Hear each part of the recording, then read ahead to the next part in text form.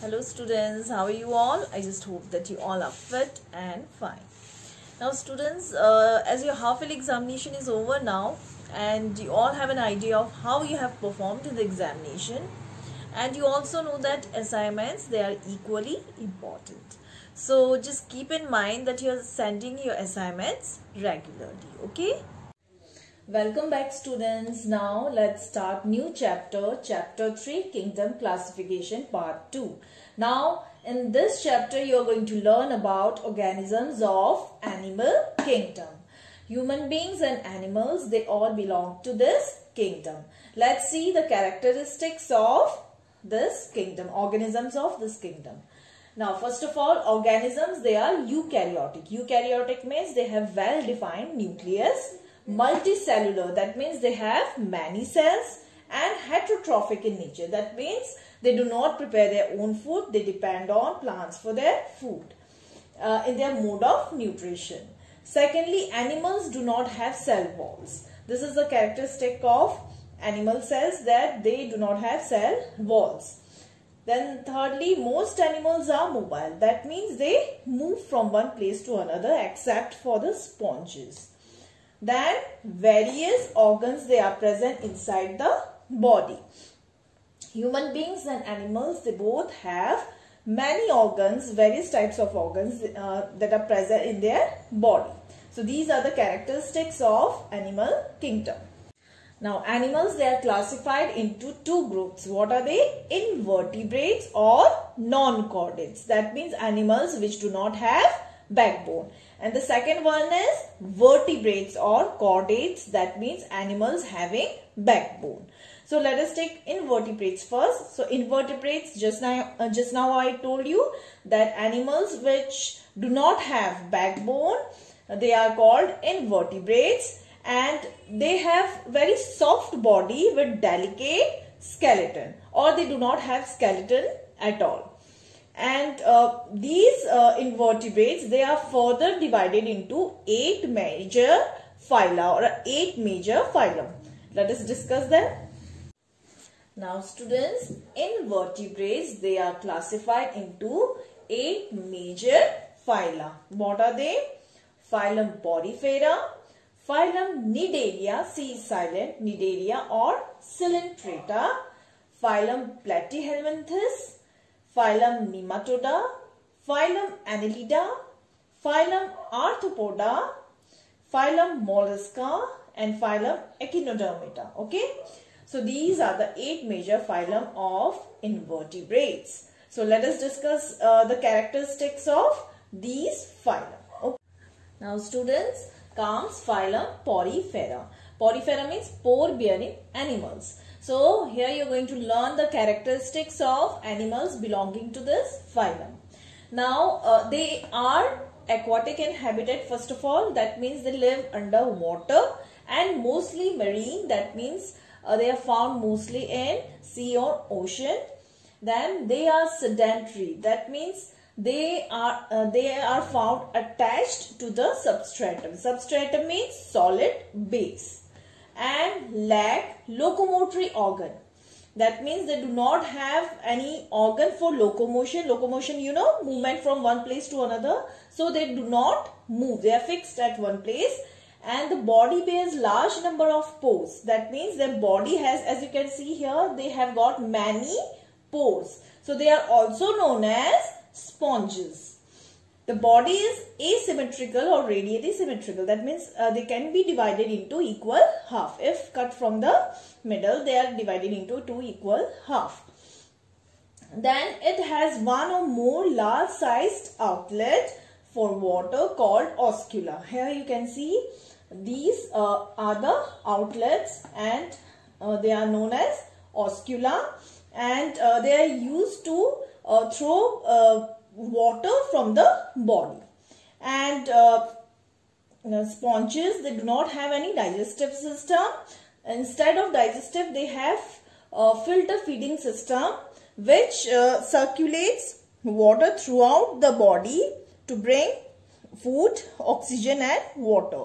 So what they lack, what they do not have, they do not have mouth, digestive system and anus. Okay. Now comes the characteristics of organisms of phylum Coelenterata or Nidalia. Now the organisms of this phylum, they are sac-like animals. Sac-like means bag-like. That means they look like bags and having radially symmetrical body. That means if divided into two halves, they will have an identical half. Then they are aquatic, mostly marine. They are also they are found under water and they are mostly found in sea, ocean, etc. So a central gastrovascular cavity, cylindron, it is present in their body, and they do not have anus. Anus, you know, it is used for throwing out waste material, so they do not have anus, but they have a wide mouth around which is surrounded short and slender tentacles. Tentacles, you know, finger-like projections like this. And this is jellyfish. Jellyfish is an example of Coelenterata. Okay. And they do not have respiratory system, circulatory system or excretory system. Okay. And the more examples of coelenterates are Hydra and sea anemone. Okay. Phylum Platyhelminthes. Now the organisms of this phylum, they have very thin, soft, leaf-like or ribbon-like, that means very thin body. Okay. And they are acoelomanes. That means they do not have any body cavity. That means body cavity means they do not have any gap or any cavity between the body wall and the digestive tract. Okay. Then comes digestive cavity. If it is present, then they have a single opening. That means the mouth. They do not have anus. Then they do not have circulatory and respiratory systems, and also they don't have skeleton. They do not have any bony structure. Then they are hermaphrodite. That means both male and female organs, they are present in the same individual.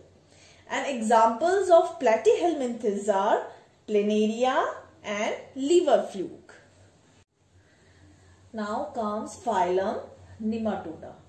Now Nematoda, the characteristics of the organisms are the body is worm-like.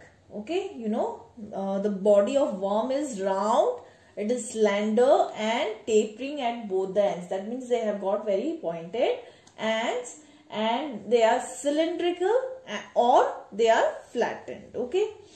Now these are the examples of nematodes, and this is a roundworm and this one is male and this one is female, and you can see their body, it is cylindrical, it is it is tapering at both the ends. You can see the male is having a curved tail and the female, you can see it has a very long and round body.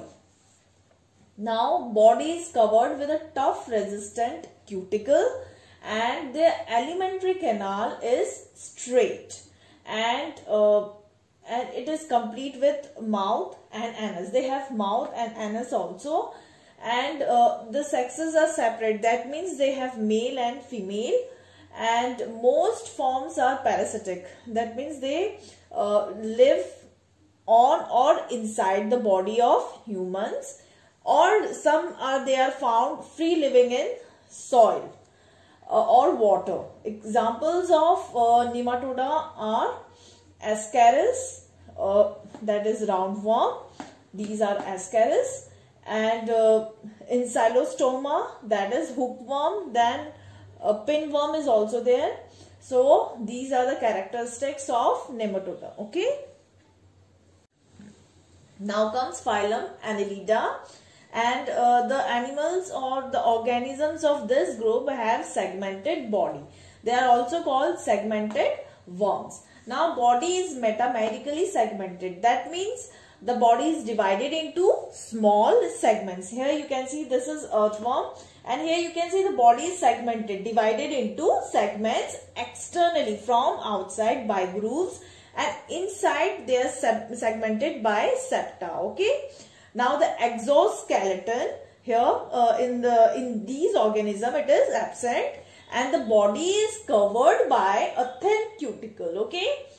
And the locomotory organs, they are segmentally arranged. Locomotory organs means organs that help in the locomotion or the movement from one place to another. Then alimentary canal is tube-like. Alimentary canal, you all know that it is alimentary canal by which the digestion of food takes place. So in these organisms, alimentary canal is tube-like and it is complete and extends straight from mouth. This is the mouth and this is anus, from mouth to anus. Okay.